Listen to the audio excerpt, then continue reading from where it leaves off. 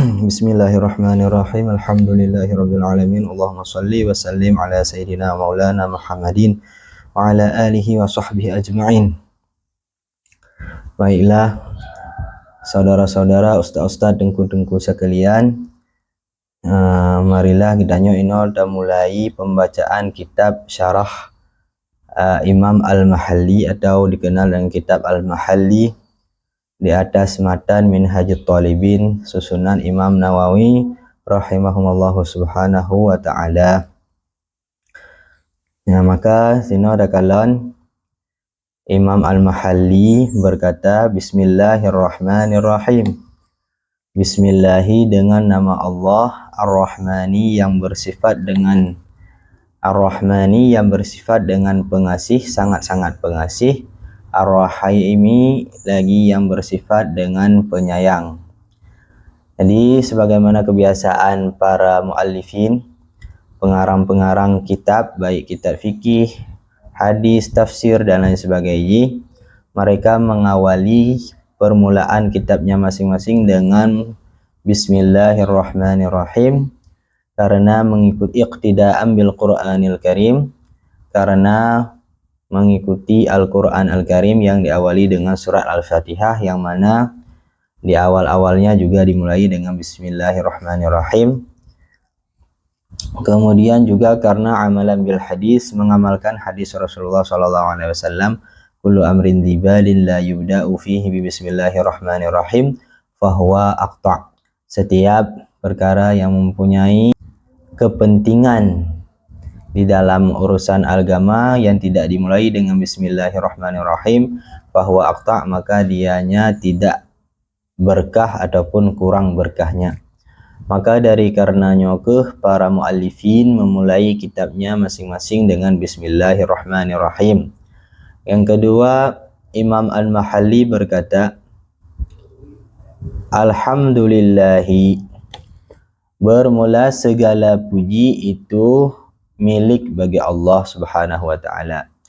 Segala puji-pujian, baik itu puji Allah kepada makhluk, puji makhluk kepada Allah, puji Allah kepada Allah, ataupun puji makhluk kepada makhluk, pada hakikatnya akan kembali kepada Allah Subhanahu wa ta'ala, karena Allah yang maha hidup selalu, yang maha pencipta dan maha segala-galanya, maka sepatutnya segala puji akan kembali kepada Allah Subhanahu wa ta'ala.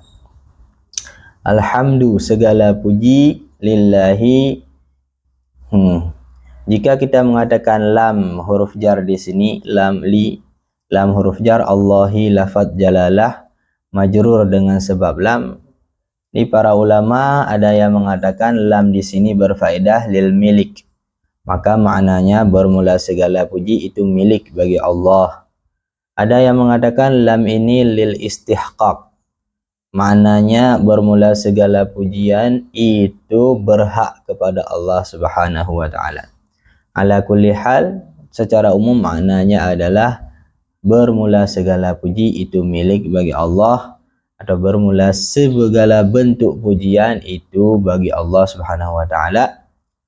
Ala in'amihi, di atas sifat pemberian nikmatnya Allah Subhanahu wa ta'ala.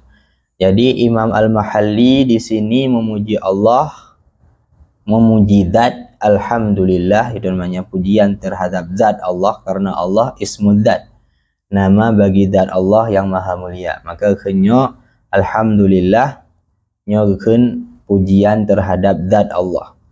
Yang kedua, ala in'amihi, ada yang mengatakan jumlah jar majrur ala in'amihi nyo khabar yang kedua bagi alhamdu. Bermula segala puji itu milik bagi Allah, itu ala in'amihi, di atas sifat in'amnya Allah. In'amnya adalah masdar dari menyata tasrif an'ama yun'imu in'aman, maka masdar daripada an'ama yun'imu, maknanya memberi nikmat.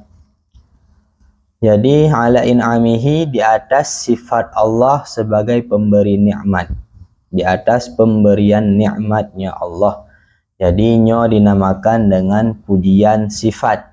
Punya guna pujian terhadap zat lillah. Nyo ala in'am pujian terhadap sifat Allah yaitu in'am. Maka Allah Subhanahu wa taala salah satu nama-nama Allah asma yaitu mun'im, sang pemberi nikmat. Maka Imam Al-Mahalli rahimahullah tina gupuja sifat yang pertama gupuja zat Allah, yang kedua gupuja sifat Allah dikhususkan dengan sifat in'am, pemberian nikmat. Karena Allah Subhanahu wa taala yang memberi segala bentuk macam nikmat, baik itu nikmat iman, Islam, dan khususnya Imam Mahalli berbicara tentang nikmat ilmu. Allah taala yang memberi nikmat ilmu, Allah taala yang memberi nikmat kudrah, kuasa untuk sanggup mengarang kitab, sanggup menyusun kitab, nyan mandung kembali kepada sifat in'am Allah, memberi nikmat. Wallahu a'lam.